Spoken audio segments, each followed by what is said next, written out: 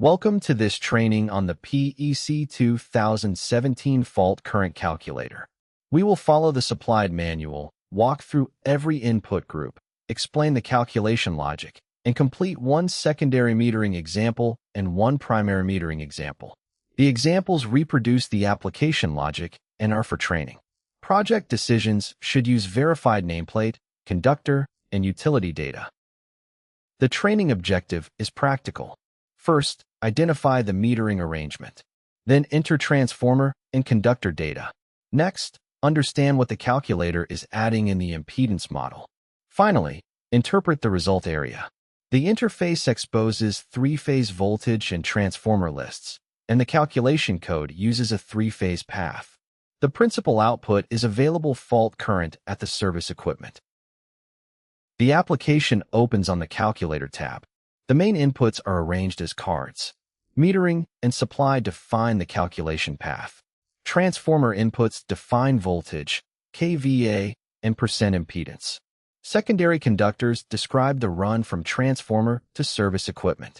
When primary metering is selected, an additional primary side card becomes visible. The User Manual tab contains overview, input guide, formulas, and references. Start with the physical metering arrangement, not with the default radio button. Secondary metering represents a utility-owned transformer with the meter on the secondary side. The manual assumes an infinite primary bus, so source impedance is not part of that model. Primary metering represents a customer-owned transformer with the meter on the high-voltage side. Primary metering adds the utility source impedance and can add primary conductor impedance. Both methods include transformer and secondary conductor impedance. For primary metering, the supply source sets a default primary fault level. The application uses 500 MVA for Meralco and 250 MVA for an Electric Cooperative, both at a default 13.2 kilovolts.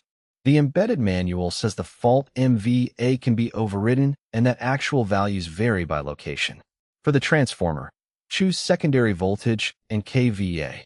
The application fills a typical percent impedance. Replace the typical value with a verified nameplate value when known. Cable size selects stored resistance and reactance values. Length is the one-way length in meters. Material selects copper or aluminum resistance. Parallel count divides both conductor resistance and reactance in this implementation. Longer conductors increase impedance. More conductors in parallel reduce impedance. Higher total impedance reduces available current. If cable size is not selected or length is 0, that conductor run is not added, so confirm that every intended run is included. The calculation begins with three-phase transformer full load current, kVA times 1000, divided by the square root of 3 times line-to-line voltage. Dividing full load current by per unit impedance gives the transformer fault current under an infinite bus assumption. The code divides transformer impedance into resistance and reactance using an estimated X over R value. Conductor resistance and reactance are adjusted for length and parallel conductors. Primary metering also calculates source impedance, refers primary quantities to the secondary voltage base, and then sums all components. For the secondary metering example, select 480 volts, a 500 kVA transformer, and 4.5% impedance. Enter 150 square millimeter copper conductors, 30 meters one way, with 2 conductors per phase. The application logic gives transformer full load current of 601.4 amperes and transformer fault current of 13,364.6 amperes. After adding the conductor run, the available current at service equipment is 12,122.4 amperes, or 12.1 kiloamperes symmetrical RMS. The momentary output is 19,395.9 amperes. For the primary metering example, use a 500 MVA source at 13.2 kilovolts. Include a 50 square millimeter copper primary conductor for 40 meters. Use a 1000 kVA transformer at 5.75% impedance. Then use 3 parallel 400 square millimeter copper secondary conductors for 20 meters. The model gives 19,197.5 amperes at the service equipment, or 19.2 kiloamperes symmetrical RMS. This is below the infinite bus transformer value because source and conductor impedances are included. The highlighted result is available fault current at service equipment. Full load current is a transformer loading reference.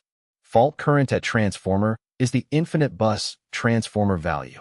The application labels momentary current as 1.6 times the symmetrical current and interrupting current as 1.0 times. X over R describes the impedance ratio, while total Z is shown in milliohms. The supplied code adds a high fault current warning at 25 kiloamperes and a current limiting consideration at 50 kiloamperes. The application validates transformer kVA, percent impedance, and secondary voltage. Primary metering also requires primary voltage and a source fault value. A subtler issue is conductor omission. If cable size is missing or length is 0, the run does not contribute impedance. The manual characterizes utility fault levels and transformer percent impedance values as typical. Replace defaults with verified project information where available, document the source of the data, and retain the input set with the result. The user manual has 4 tabs. Overview defines the calculator and lists features and code references. Input guide provides the 6-step operating flow. Formulas explains the main equations and X over R assumptions. References lists the PEC and IEEE materials, data source statements, and the warning that actual utility fault levels vary. Use these sections to understand the model while verifying exact project inputs through the applicable engineering process. Use a fixed workflow. Confirm the metering arrangement. Verify source and transformer data. Enter every intended primary and secondary conductor run. Calculate and inspect not only the highlighted number, but also the supporting impedance and current values. Apply the project review process for equipment ratings. Finally, retain the chosen inputs, displayed result, and data sources. The result is only as reliable as the input data and the selected calculation path.